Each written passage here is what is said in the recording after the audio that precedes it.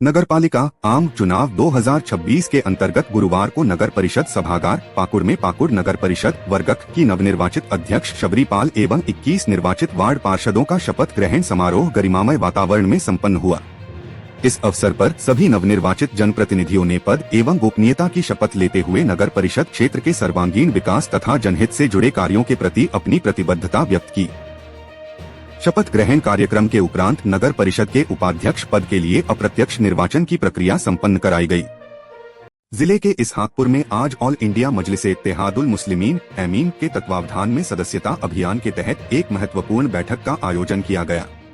कार्यक्रम में आसपास के कई पंचायतों से बड़ी संख्या में लोग शामिल हुए। बैठक के दौरान कई लोगों ने रसीद कटवाकर पार्टी की औपचारिक सदस्यता ग्रहण की और संगठन को मजबूत बनाने का संकल्प लिया।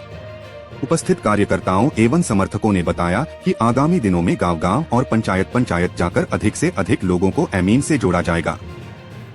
वक्ताओं ने अपने संबोधन में कहा कि एमीन हमेशा संविधान, सामाजिक न्याय और वंचित समाज की आवाज को बुलंद करने के लिए प्रतिबद्ध रही है। साहिबगंज मुफस्सिल थाना पुलिस ने न्यायालय के आदेश पर दहेज उत्पीड़न और हत्या के प्रयास मामले में फरार चल रहे आरोपी के घर पर कुर्की जब्ती से पहले की प्रक्रिया शुरू कर दी है। मुख्य न्यायिक मजिस्ट्रेट के न्यायालय ने आरोपी मो अखलाक के विरुद्ध धारा 82 के तहत उद्घोषणा जारी की है। मिली जानकारी अनुसार जिला अंतर्गत मुफस्सिल थाना क्षेत्र के छोटी कोदरजन्ना निवासी मो आरिफ के पुत्र मो अखलाक पर उसकी पत्नी शायना खातून ने गंभीर आरोप लगाते हुए शिकायत दर्ज कराई थी।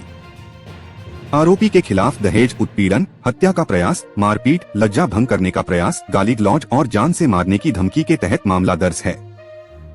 साहिबगंज सदर प्रखंड के हर प्रसाद पंचायत अंतर्गत शोभनपुर दियारा, रामपुर, बलुआ टोली, लाल बथानी तथा किशन प्रसाद समेत विभिन्न टोला में बुधवार की शाम करीब 6 बजे अचानक आए तेज हवा और बारिश से मक्का की फसल को भारी नुकसान हुआ है। अचानक बदले मौसम और तेज आंधी के कारण खेतों में लगी मक्का की फसल कई जगहों पर जमीन पर गिर गई, जिससे किसानों की मेहनत पर पानी फिर गया। स्थानीय किसानों ने बताया कि इस समय मक्का की फसल अच्छी स्थिति में थी और कुछ ही दिनों में कटाई की तैयारी शुरू होने वाली थी। बाघमारा प्रखंड अंतर्गत कंचनपुर पंचायत के दुखितडीह गांव के समीप अवैध रूप से कई काला नमक फैक्ट्री संचालित है। फैक्ट्री से निकलने वाली धुआं से आसपास का वातावरण प्रदूषित हो रहा है, साथ ही लोगों के स्वास्थ्य पर भी इसका असर पड़ रहा है। टुंडी विधायक मथुरा प्रसाद महतो ने शून्यकाल के दौरान विधानसभा में इस मामले को जोरदार ढंग से उठाया। उन्होंने सरकार का ध्यान आकृष्ट करते हुए कहा कि कपुरिया ओपी अंतर्गत घनी आबादी के बीच कई नमक फैक्ट्री अवैध रूप से संचालित है। फैक्ट्री से भारी मात्रा में धुआं निष्कासित हो रहा है। धनबाद के भूली ओपी क्षेत्र के नावाडीह में 8 लेन रोड किनारे स्थित 96 डिसमिल जमीन को लेकर विवाद खड़ा हो गया है। जमीन मालिक गणेश कुमार रवानी ने ढुल्लू महतो पर उनकी पुश्तैनी जमीन जबरन हड़पने का आरोप लगाया है। गणेश कुमार रवानी अपने परिवार के साथ विवादित जमीन पर पहुंचे और सांसद के खिलाफ नारेबाजी करते हुए विरोध जताया। उनका आरोप है कि सांसद किसी भी हाल में जमीन लेना चाहते हैं और इसके लिए 1 करोड़ रुपए देने की पेशकश भी की गई थी, लेकिन उन्होंने अपनी पुश्तैनी जमीन बेचने से साफ इनकार कर दिया। मिडिल ईस्ट में जारी युद्ध और बढ़ते अंतर्राष्ट्रीय तनाव का असर अब कोयलांचल के कतरास क्षेत्र में भी आंशिक रूप से दिखने लगा है। हालांकि फिलहाल कतरास के पेट्रोल पंपों पर स्थिति सामान्य बनी हुई है। पंपों पर रोजाना की तरह पेट्रोल डीजल की आपूर्ति हो रही है और कहीं भी भीड़भाड़ या अफरातफरी की स्थिति नहीं दिख रही है। पेट्रोल पंप के कर्मियों ने बताया कि अभी तक पेट्रोल डीजल की कोई किल्लत नहीं है और रोजाना टैंकर के माध्यम से आपूर्ति हो रही है। उन्होंने कहा कि फिलहाल कोई समस्या नहीं है, लेकिन आगे की स्थिति क्या होगी यह कहना मुश्किल है।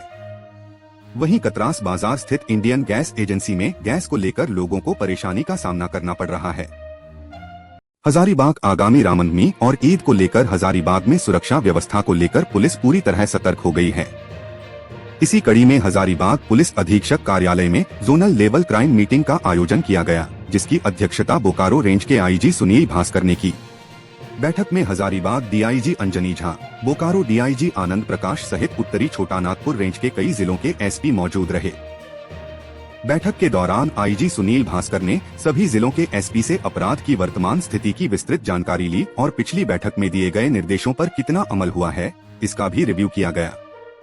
जल महोत्सव पखवाड़ा 8 मार्च से 22 मार्च 2026 के अंतर्गत गुरुवार को गोड्डा में विश्व प्लम्बर दिवस के अवसर पर जिला स्तरीय कार्यक्रम का आयोजन विरासत कॉम्प्लेक्स में किया गया। कार्यक्रम की अध्यक्षता कार्यपालक अभियंता संजय कुमार शर्मा ने की। इस अवसर पर कार्यपालक अभियंता संजय कुमार शर्मा ने कहा कि जल जीवन मिशन योजना के सफल क्रियान्वयन में प्लम्बरों की भूमिका अत्यंत महत्वपूर्ण है। उन्होंने बताया कि हर घर नल से जल पहुंचाने के लक्ष्य को पूरा करने में प्लम्बरों का योगदान अहम है। साथ ही उन्होंने जल महोत्सव पखवाड़ा के तहत आयोजित कार्यक्रमों की जानकारी देते हुए जल प्रबंधन में महिलाओं की भागीदारी को भी महत्वपूर्ण बताया। डीआरडीए स्थित सभागार में गुरुवार को जिला दंडाधिकारी सह उपायुक्त अंजलि यादव की अध्यक्षता में जिला परामर्शदात्री समिति DLCC एवं जिला स्तरीय समीक्षा समिति DLRC की समीक्षात्मक बैठक आयोजित की गई। बैठक में जिले में संचालित विभिन्न बैंकिंग योजनाओं, वित्तीय समावेशन कार्यक्रमों तथा ऋण वितरण से जुड़े मामलों की विस्तार से समीक्षा की गई। बैठक के दौरान उपायुक्त ने पिछली बैठक में लिए गए निर्णयों की बिंदुवार समीक्षा करते हुए संबंधित पदाधिकारियों एवं बैंक प्रतिनिधियों को आवश्यक दिशा निर्देश दिए। उन्होंने कहा कि केंद्र एवं राज्य सरकार की योजनाओं का लाभ अधिक से अधिक पात्र लाभुकों तक समयबद्ध तरीके से पहुंचाया जाना चाहिए। हजारीबाग प्रमंडलीय आयुक्त मनोज कुमार उत्तरी छोटा नागपुर प्रमंडल हजारीबाग की अध्यक्षता में आज गुरुवार प्रमंडलीय कार्यालय के सभागार में आंतरिक वित्तीय संसाधनों की समीक्षात्मक बैठक आयोजित की गई। बैठक में प्रमंडल अंतर्गत विभिन्न विभागों से प्राप्त राजस्व एवं उसकी प्रगति की विस्तृत समीक्षा की गई। समीक्षा के दौरान प्रमंडल अंतर्गत विभिन्न विभागों द्वारा निर्धारित वार्षिक राजस्व लक्ष्य तथा अब तक की लक्ष्य प्राप्ति की स्थिति का विस्तार से आकलन किया गया। इस अवसर पर खान, वाणिज्य कर, परिवहन, उत्पाद, कृषि, माप एवं तौल, बाजार समिति, निबंधन सहित अन्य विभागों के पदाधिकारियों ने अपने अपने विभागों के वार्षिक लक्ष्य, अब तक की प्राप्ति तथा शेष लक्ष्य के संबंध में अद्यतन प्रतिवेदन प्रस्तुत किया।